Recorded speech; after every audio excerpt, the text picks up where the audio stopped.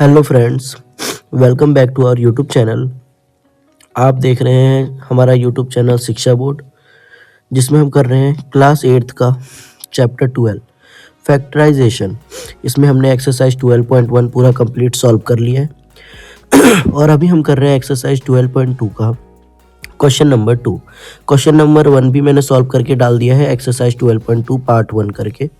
ठीक है, जिस बच्चे ने अभी तक इंट्रो नहीं देखा है वो इंट्रो देखे, एक्सरसाइज 12.1 देखे, 12.2 का पहला क्वेश्चन देखे। उसके बाद हम बढ़ेंगे क्वेश्चन नंबर 2 की ओर। जिसने अभी तक चैनल को सब्सक्राइब नहीं किया वो सब्सक्राइब कर ले और अपने साथ पेन कॉपी लेकर बैठ जाए इस रिवीजन की क्लास में। यहाँ मैं पूरा बेसिक समझाऊंगा और एक एक क्वेश्चन आपको सॉल्व करके दिखाऊंगा। देखिए, इस क्वेश्चन को शुरू करने से पहले आपको सबसे पहले कुछ आइडेंटिटीज पता होनी चाहिए जो इसमें हम यूज़ करेंगे। कुछ क्या एक ही है, A square minus B square, जो कि क्या होता है ए माइनस बी और ए प्लस बी। ठीक है, अगर आपको ये आइडेंटिटी आती है और इसको लगाना आता है तो आपका क्वेश्चन हो गया। ठीक है, अब देखिए जैसे आपका एक आपको लॉ ऑफ एक्सपोनेंट भी पता होना चाहिए। कौन सा वाला? जैसे a की पावर m इंटू बी की पावर m है, तो यहाँ हमें पता है कि a इंटू बी का होल पावर m हो जाता है, जिसको मैं ए बी का होल पावर m की तरह लिख सकता हूँ। ठीक है, ये क्यों बता रहा हूँ अभी आपको क्वेश्चन करते समय समझ में आ जाएगा। जैसे आप देख रहे होंगे आपका पहला क्वेश्चन है 4p square minus 9 Q square. किसी भी क्वेश्चन को करने से पहले सबसे पहले देखेंगे अगर उन दोनों में कुछ कॉमन निकल रहा हो तो उसको आप चुपचाप पहले बाहर निकाल देंगे। ठीक है, जो कि हमने कॉमन फैक्टर निकालने वाले क्वेश्चनों में सीखा है। उसके बाद हम फर्दर क्वेश्चन को सॉल्व करेंगे। अब इसको थोड़ा सा और समझेंगे। जैसे ये 4p स्क्वायर है, क्या मैं इसको लिख सकता हूँ 2 का स्क्वायर p स्क्वायर, और सेम माइनस 3 का स्क्वायर q स्क्वायर। ठीक है, अब मैंने जैसे लिखा यही चीज को आगे समझाता हूँ। जैसे मैंने लिखा 2 का स्क्वायर इंटू पी स्क्वायर, तो क्या मैं इसको लिख सकता हूँ 2 इंटू पी का होल स्क्वायर, यानी कि 2p का होल स्क्वायर। ठीक है, ये चीज़ मैं समझा रहा हूँ। कुछ बच्चों को डाउट होता है कि हमने ऐसा क्यों किया, और बहुत से लोग ब्रैकेट में गलती करते हैं, कभी बाहर लगा देते हैं, कभी 2 को लगाया p को नहीं लगाया, या सिर्फ p को लगा दिया। तो ऐसी गलतियाँ नहीं करनी। इसका मतलब मैं इसको लिख सकता हूँ 2p का होल स्क्वायर माइनस 3q का होल स्क्वायर। ठीक है, अब इसको हम कंपेयर किससे करेंगे? इसको हम कंपेयर करेंगे, दूसरे पेन से लिखते हैं ए स्क्वायर माइनस बी स्क्वायर, जो कि क्या होता है ए माइनस बी, और क्या होता है ए प्लस बी। ठीक है, अगर आप ध्यान से देखें तो यहाँ ए के बराबर हमारा 2p आया और b के बराबर हमारा 3q आया। तो अगर मैं a और b की जगह उनको पुट करूं तो मैं क्या लिख सकता हूं? इसको मैं थोड़ा सा साइड करना चाहता हूं, कैसे करेंगे मे बी इसका यूज़ करके देखते हैं। ठीक है, हाँ, तो यहाँ पर a की जगह 2p का स्क्वायर माइनस b की जगह 3q का स्क्वायर रखा। तो यहाँ a क्या था 2p माइनस 3q, और सेम 2p प्लस 3q। तो ये आपका आ गया आंसर। देखो, अब आपको समझ में आ गया होगा कि कैसे हमारा आंसर हमें मिला है। तो इसी तरह से हमें आगे भी क्वेश्चनों को करते जाना है। ठीक है, आपको फॉर्मूला पता चल गया।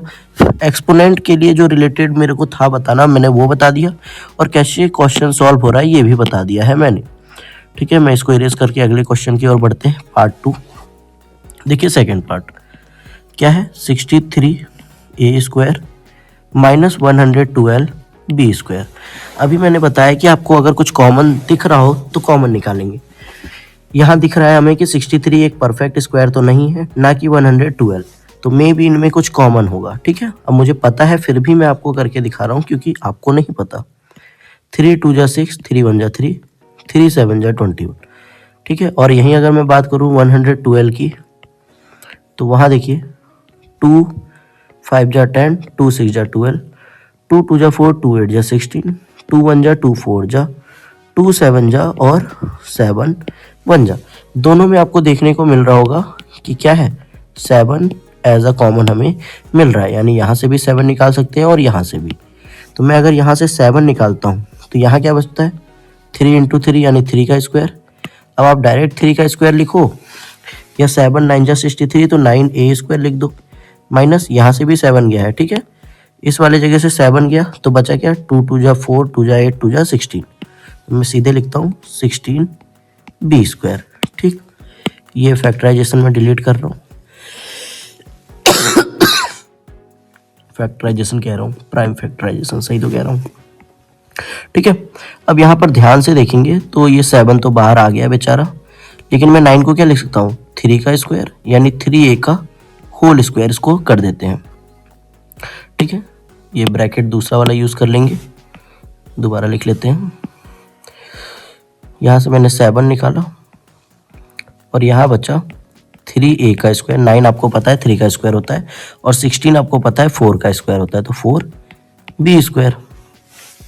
ठीक है, अब हम दोबारा वही कर रहे हैं, क्या कर रहे हैं, हम आइडेंटिटी यूज़ कर रहे हैं, कौन सा, a square minus b square, जो कि क्या होता है a माइनस b, है ना, और a प्लस b।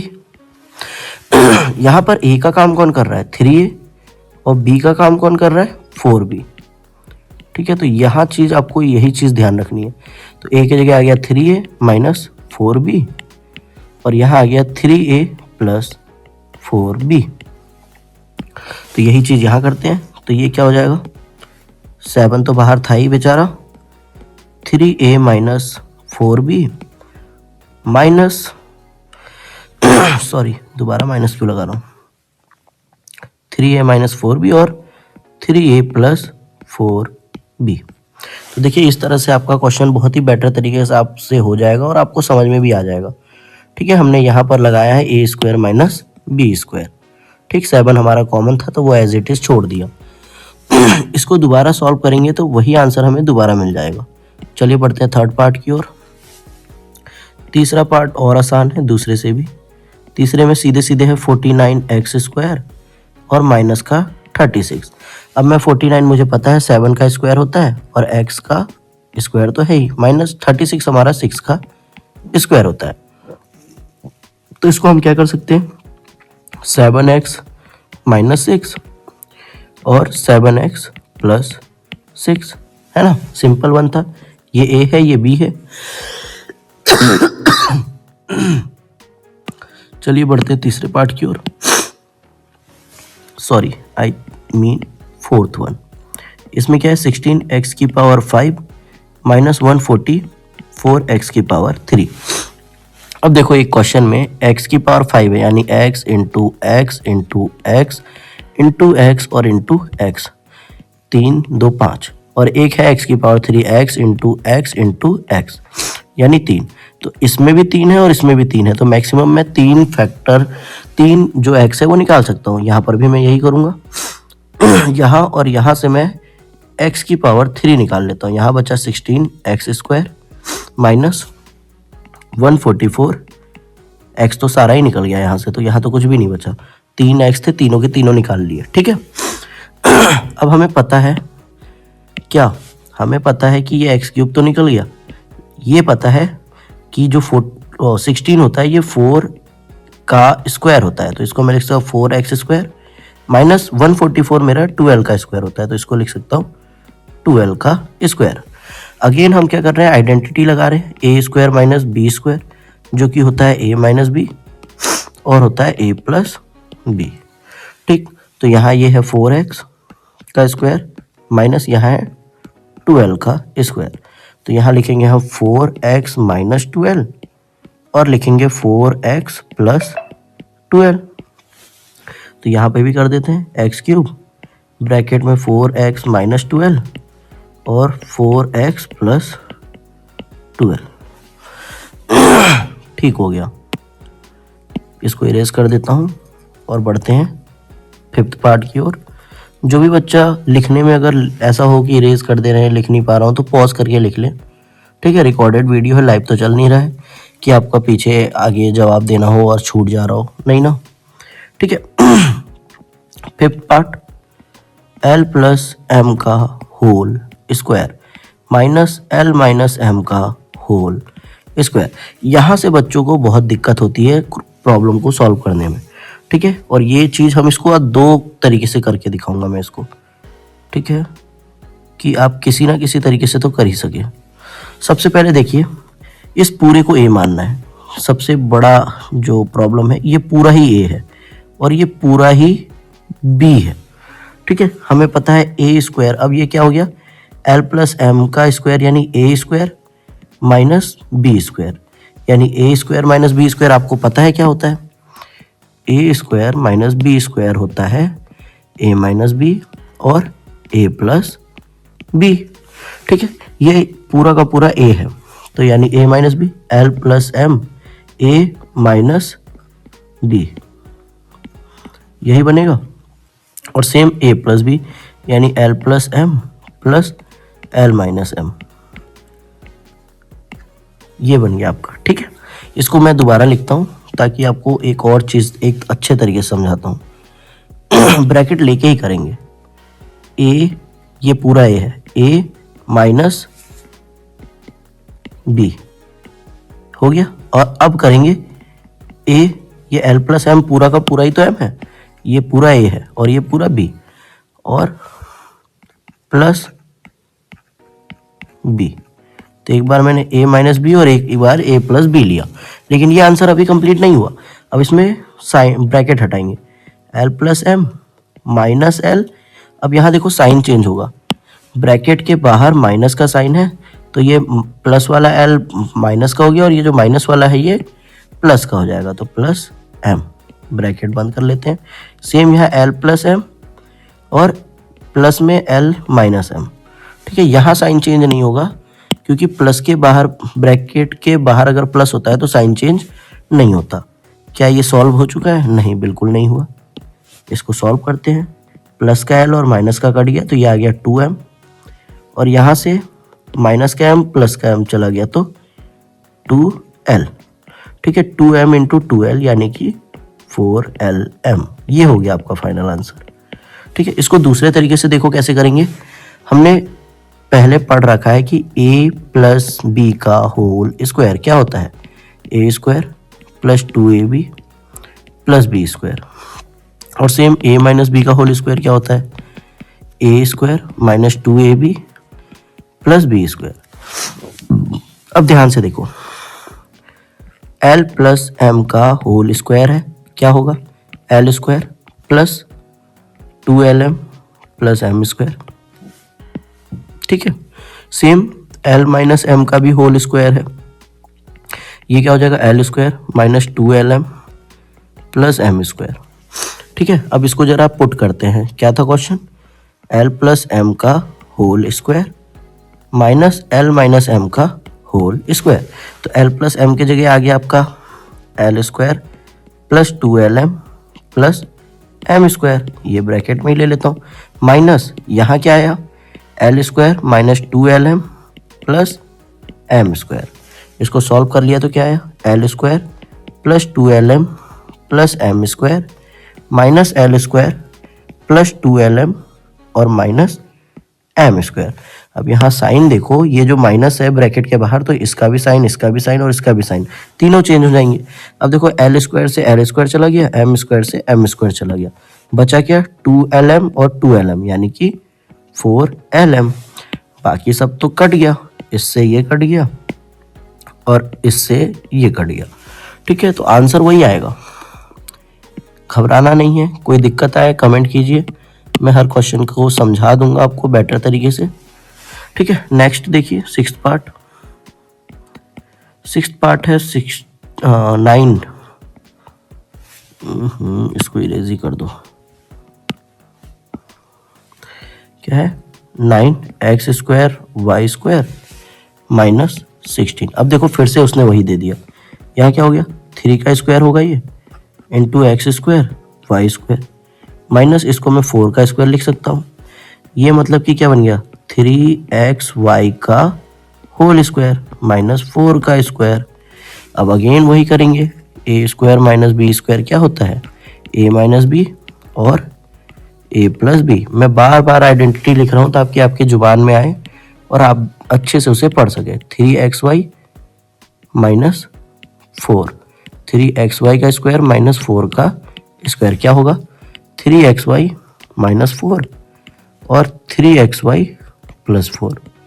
ठीक है, आप साइड में ऐसे करके डॉट करके आइडेंटिटी दिखा दीजिए और डायरेक्ट आंसर कर दीजिए, कोई दिक्कत नहीं है। 3xy माइनस 4 और 3xy प्लस 4। तो इस तरह से आपके आंसर अच्छे आएंगे और दिक्कत परेशानी तो वैसे भी नहीं होने देंगे हम। ठीक है, अगला आता है सेवंथ क्या है X square minus 2xy plus Y square. अब इसको अगर आपने ध्यान से देखा है तो ये पिछले क्वेश्चन में हमने सीख लिया है। इसको सॉल्व कैसे करते हैं, हमें दिख रहा है X square minus 2xy plus Y square. इसको मैं कंपेयर करता हूँ, किससे करेंगे, कंपेयरिंग विथ, किससे कंपेयर करेंगे। अब देखो ये माइनस का 2xy है तो माइनस वाली identity A square minus 2ab plus B square. ठीक है, वही तो दिख ही रहा है आपको।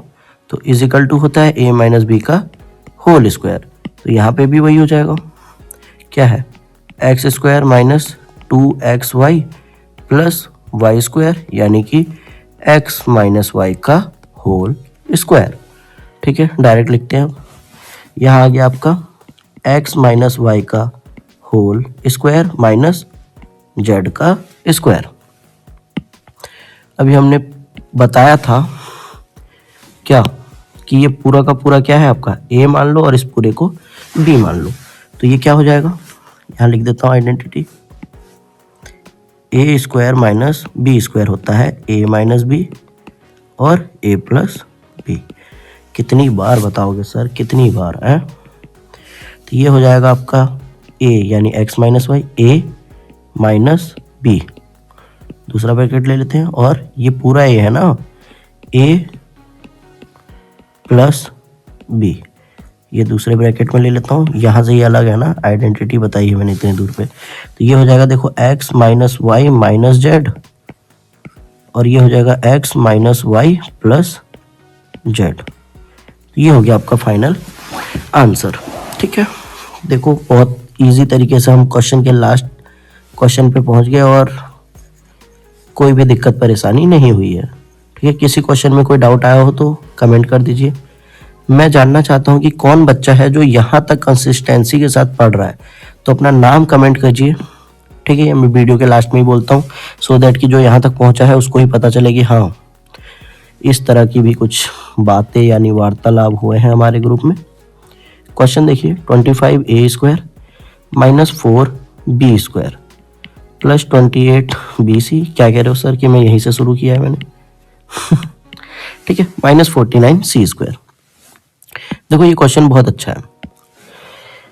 यहाँ पर मुझे दिख रहा है कि ये मैं क्या कर सकता हूँ 5a का होल स्क्वायर लिख सकता हूँ। यहाँ पर देखो अगर मैं माइनस को निकाल लूँ, इन पूरे तीनों टर्म्स में से माइनस को एज अ कॉमन निकाल दूँ तो क्या बनता है, यहाँ से ये बच गया 4b स्क्वायर, यहाँ प्लस का था तो माइनस हो गया 28bc और यहाँ माइनस का है तो प्लस हो गया 49c स्क्वायर।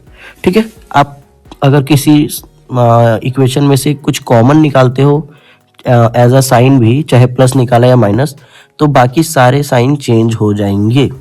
ठीक है, तो अब देखो क्या करोगे, यहाँ पर जो ये है 4b square minus 28bc plus 49c square, अगर मैं इसको कंपेयर करूं किससे,